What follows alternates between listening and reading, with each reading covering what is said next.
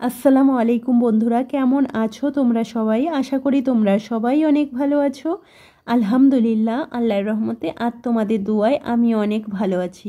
তো বন্ধুরা, চলে এলাম আবারও নতুন একটা ভিডিও নিয়ে। আজকের ভিডিওটা আমি সকাল থেকে শুরু করলাম। এখন বাজে সকাল 10টা। আমি আমার ভিডিওটা এখন থেকেই শুরু করলাম। তো চলো তোমরা ভিডিওটা দেখতে থাকো, আশা করি ভালো লাগবে। আর তোমাদের একটাই অনুরোধ রইল, আমার ভিডিওটা কিন্তু স্কিপ করে যেন দেখো না, সবাই একটু পুরো ভিডিওটা আমার দেখো। তো চলো এখন চলে যাব রান্নাঘরে, রান্না বসিয়ে দেব। তো এইদিকে আমি রান্না বসিয়ে দিয়েছি। আর তোমরা তো আগের ভিডিওতে দেখেইছো আমি মেলায় গিয়েছিলাম, আর মেলা থেকে কি কি এনেছি সেটাও দেখিয়েছিলাম। ভালো করে দেখাতে পারিনি ব্যস্ততার জন্য, তো যাই হোক। আর এগুলো দেখাইনি, তো ভাবলাম চলো এগুলো তোমাদের সঙ্গে শেয়ার করি। এগুলো হচ্ছে কাপ নিয়ে এসেছিলাম, আর খাবার জিনিস দেখতেই পাচ্ছ। তো কাপগুলো হচ্ছে বাড়িতে রাফ ইউজ করার জন্য। তো তারপর দেখো এদিকে আমাদের মাসের বাজার নিয়ে এসেছে। আসলে আমাদের প্রতি মাসে বাজার আনা হয়, তো এই মাসের বাজার আজকে নিয়ে এলো। এখানে কিন্তু সব বাজার নেই, আসলে সব বাজার তো একদিনে শেষ হয়ে যায় না। কিছু কিছু বাজার কিন্তু 1 মাসের 2 মাস 3 মাস চলে যায়, তো সবগুলোই তো লাগে না। তো যেগুলো শেষ হয়ে গিয়েছে সেগুলোই এখানে আনা হলো। আর এদিকে আমার শাশুড়ি মা কিন্তু বাজারগুলো সব সুন্দর করে গুছিয়ে রাখছিল। আর দেখো আমার হাজব্যান্ড রেডি হয়ে গেছে। কোথায় যাচ্ছে জানো তো?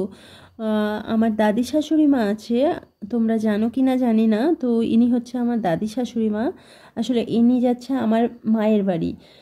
তো আমার হাজব্যান্ড যাচ্ছে রাখতে, কিছুদিন ওখানে থাকবে। আসলে আমার আব্বা মা বারবার ফোন করে বলছিল, অনেক দিন হয়েছে যায় না আমার মায়ের বাড়ি। তো তারা ফোন করে বারবার ডাকছিল যে কিছু দিনের জন্য যেতে, তাই গেল। ওই থাকবে 10 দিনের মতো। তো আমার হাজব্যান্ডটা রাখতে গেল। তো যাই হোক, এই দেখো দেখো আমি যে কাপগুলো নিয়ে এসেছিলাম মেলা থেকে, ওই কাপগুলো না আমি গরম পানিতে একটু জাল দিয়ে নিচ্ছিলাম। আসলে আমরা নতুন যে কোনো জিনিস আনলেই গরম পানিতে ভালো করে পরিষ্কার করে নেই। তো তাই কাপগুলোও একটু ভালো করে গরম পানি দিয়ে পরিষ্কার করে নিলাম।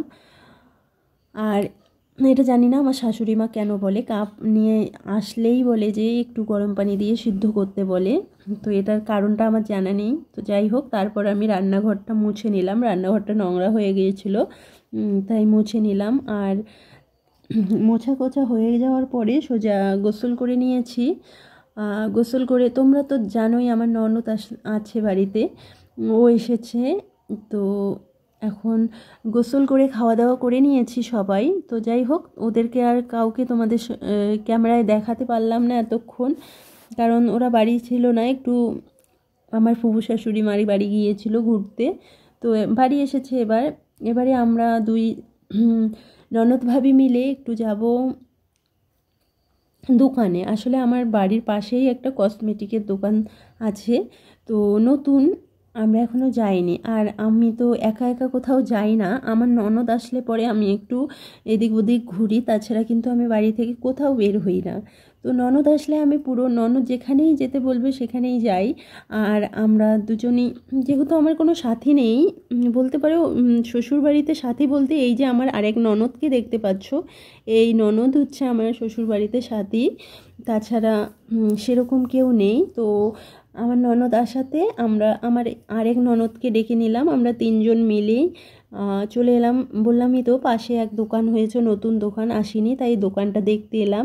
কিছু কিনি বা না কিনি, দোকানটা দেখার উদ্দেশ্যে এসেছি। তারপর কিন্তু এখানে আমরা সব কিছু দেখছিলাম। দেখার পরে আমি আমার ভাগ্নির জন্য, মানে ননদের মেয়ের জন্য একটা হেয়ার বেল্ট, আর ননদের জন্য একজোড়া কানের টপ কিনলাম। তো দেখো এগুলোই দেখছিল, চুড়ি দেখছিল, তারপর কি আর বলবো আমরা দেখছিলাম, যেটাই পাচ্ছিলাম সেটাই দেখছিলাম। তো যাই হোক, এখানে আমার ননদ কিন্তু হেয়ার বেল্টটা দিয়ে দেখো কি করছিল। আর এখানে দেখো কানেরগুলো কত বড় বড়, আর এইটা নিয়ে আমরা পুরো হাসাহাসি করছিলাম। আমার ননদরা দুজনই আমাকে খাপাচ্ছিল, বলছে তুমি যদি এগুলো পরো তাহলে আমরা এক্ষুনি কিনবো, তোমাকে গিফট করব। আসলে আমি এগুলো কখনোই কোনোভাবেই আমার কানে এগুলো আসেনি আজ পর্যন্ত। তো তাই ওরা আমার সঙ্গে মজা করছিল, জানে এই ধরনের জিনিস আমার একদমই পছন্দ না, তো তার জন্য আমার সঙ্গে বেশি আমার পেছনে লাগছিল। তো যাই হোক, আমাদের ওখানে দেখা শেষ, আর কেনাকাটা বলতে কিছুই কিনিনি। এই যে আমার ননদের জন্য একজোড়া কানের নিয়েছি, আর আমার ননদের মেয়ের জন্য একটা হেয়ার বেল্ট। তারপর আমরা সোজা চলে এলাম বাড়িতে।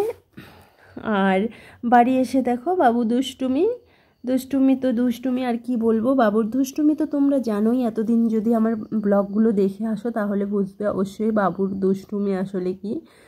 তো সন্ধ্যা হয়ে গেছে প্রায়, আর এদিকে আমি সন্ধ্যায় বাবুর জন্য দুধ বিস্কুট নিয়ে নিয়েছি, আর আমাদের জন্য চা নিয়ে এসেছি, বাড়ির সকলকে করে দিয়েছি। আর যেহেতু বাবুর পাপা আছে, তো ভাবলাম চলো আমিও ঘরে নিয়ে যাই, দুজন মিলেই খাবো। তো সন্ধ্যার চাটা খাওয়ার পরে আমাকে বলল চলো, বাবুর তো ওষুধ শেষ হয়ে গেছে, রেডি হয়ে নাও, আমরা ওষুধ নিয়ে আসি। আসলে বাবুর একটু গলায় সমস্যা আছে, তার জন্য আমরা বাবুকে ওষুধ খাওয়াই, হোমিওপ্যাথিক ওষুধ।